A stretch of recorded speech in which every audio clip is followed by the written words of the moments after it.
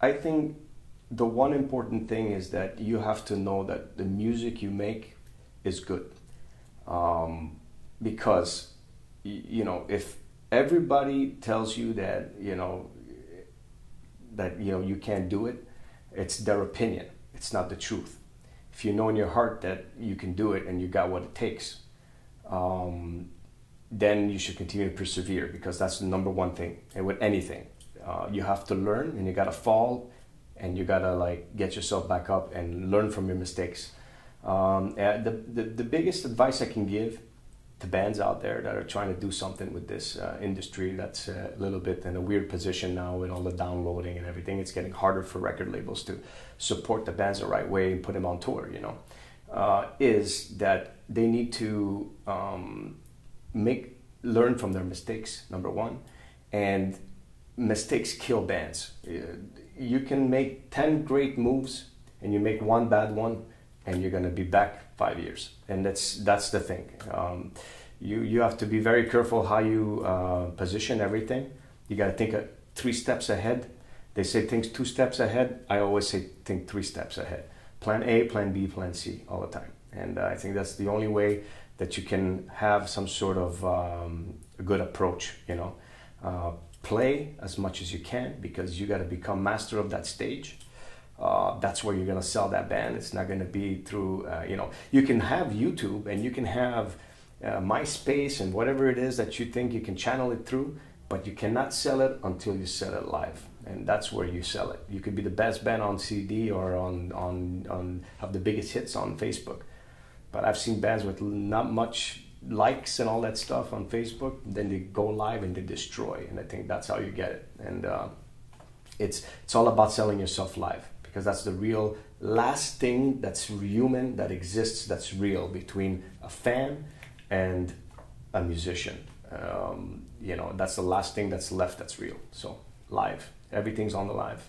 I would have to say that the biggest challenge for me has been bringing Ex Deo into the fold, because a lot of bands that do projects or something different, they copy the same thing they're just doing and doing it with a different name, just to buy time or whatever.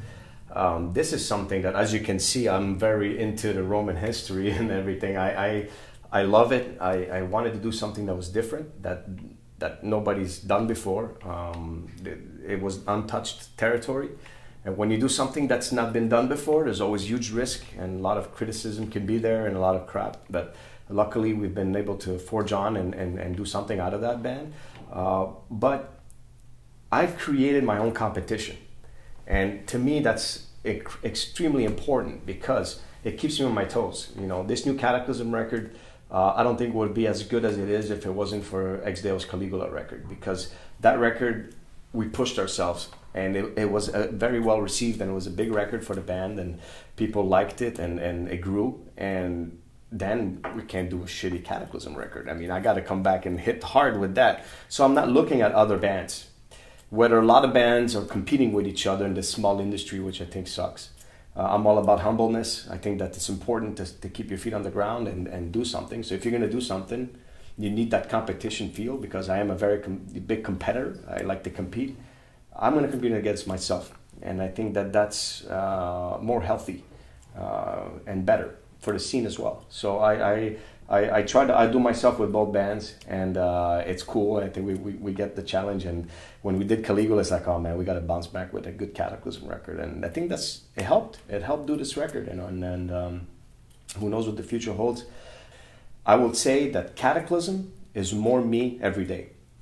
When you see me on that stage having a good time and shaking people's hands and downing a beer on stage or something in front of my fans and just like having a great time, that would be me, and you can see me on a Kataklysm show that a couple of songs I'm going to be very aggressive, but then the other song I'm going to be just like jumping in the crowd. That's just the way I am in real life. I'll have my ups and I have my downs, and I think Kataklysm represents that very well. For me, on a social level, it's my street band, this Kataklysm, But Ex Deo is my art. It's a different beast in its own. It's almost my fantasy of how would it be living in Roman times. Because I am a huge Roman history buff, and you know, people that know me with Ex Deo know.